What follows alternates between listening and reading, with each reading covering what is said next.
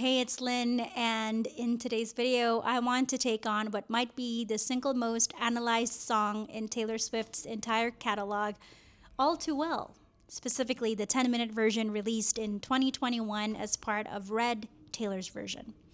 This is a song that's been dissected in graduate seminars, cited in essays about memory and trauma, and treated by fans less as a track than as a piece of testimony.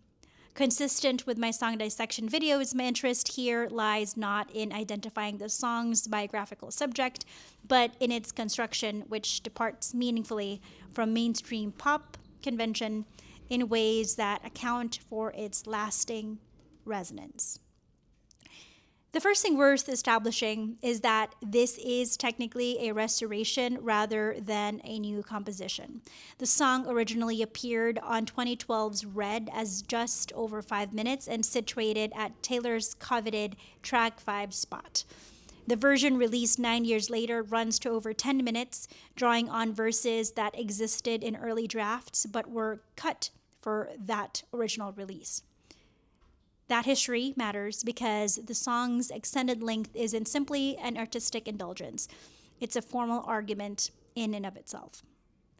The opening section situates the listener immediately in autumn, establishing a sustained seasonal motif that runs through the entire piece. Fall functions here as more than backdrop. It operates as an extended metaphor for the relationship's own arc. A season defined by things turning color right before they fall away entirely. The narrator recalls an early, still idyllic version of the relationship, a scarf left behind at the other person's sister's home, an image that will return, transformed by the song's end. Leaving an object behind is a classic gesture of continued attachment, something small held onto after a larger thing has been let go. And the fact that the scarf resurfaces later, worn by someone else, is the song's first quiet signal that this narrative is being told after the fact, filtered entirely through sheer retrospection. From there, the song moves into its central refrain, built around the insistence that the narrator remembers everything in exhaustive, almost compulsive detail. This functions less as a conventional pop hook than as a kind of incantation, repeated as structurally significant points throughout the song to reassert the narrator's authority over her own memory, even as the relationship itself slips further into the past. The repetition of All Too Well operates as anaphora in miniature each time it recurs, and its cumulative effect across 10 minutes is to make forgetting seem structurally impossible. The song enacts its own thesis by refusing, formally, to let a single memory go unnamed. The verses that follow move into scene-specific recollection. Dancing in a kitchen, meeting family, driving long distances in someone else's car.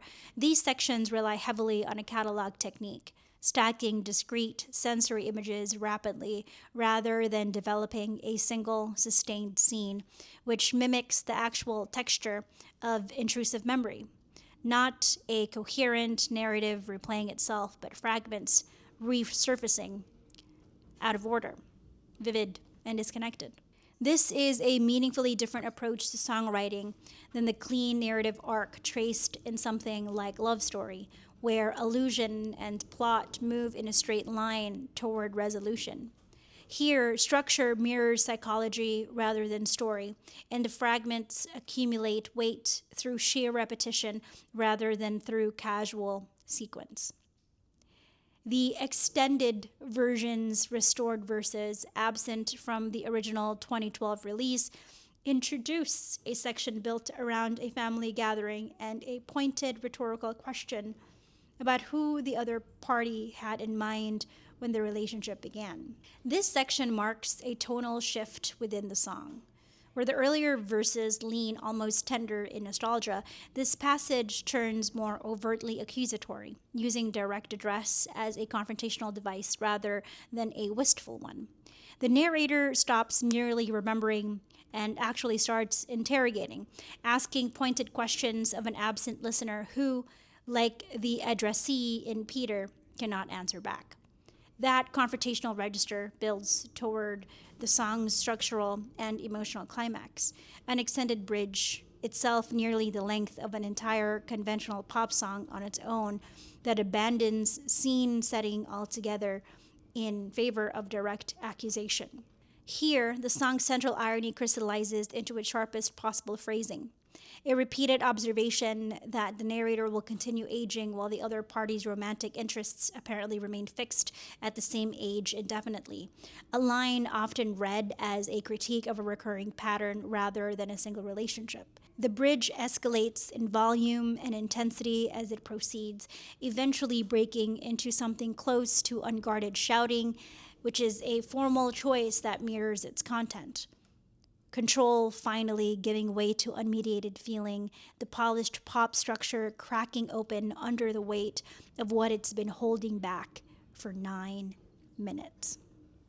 Following that climax, the song's final movement returns, deliberately, to the scarf introduced at the very beginning, now reimagined as something the narrator wishes had been destroyed rather than kept as an unwitting souvenir passed on to someone else.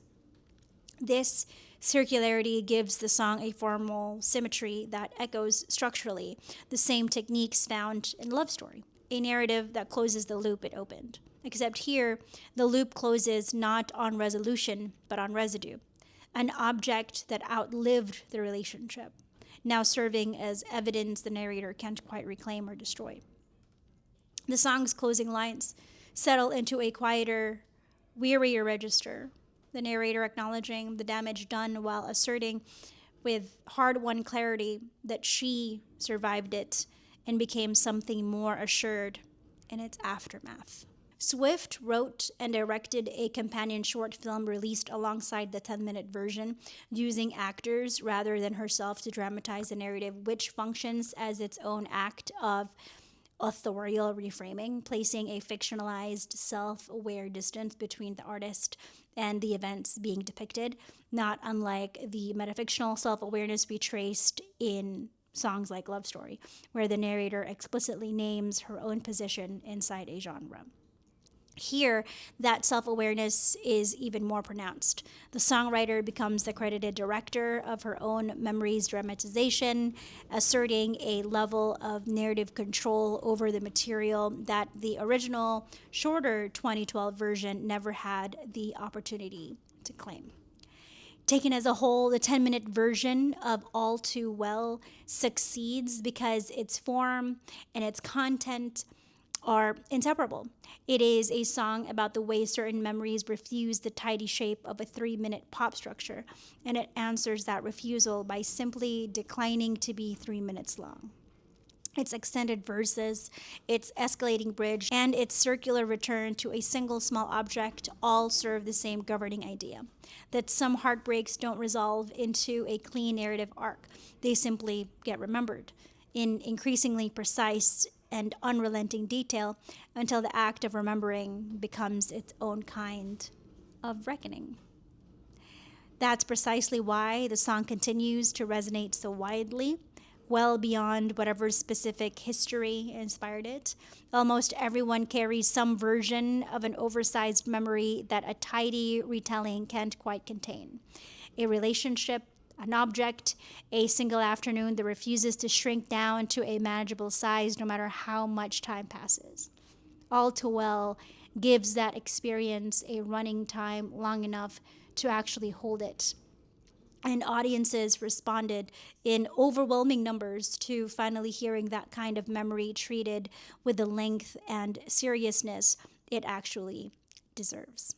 I think that at the end of the day, this song's real achievement is proving that some memories simply refuse the shape of a conventional pop structure, and that giving one of the length it actually deserves can turn heartbreak into something closer to testimony. And so that leads me to you. If you've got your own theory about the vault verses or a favorite image from the song I didn't get to, let me know down in the comment section below. I'd love to interact with you. And as always, thank you so much for watching. You are awesome. Stay awesome. And I will see you in my next video. Bye.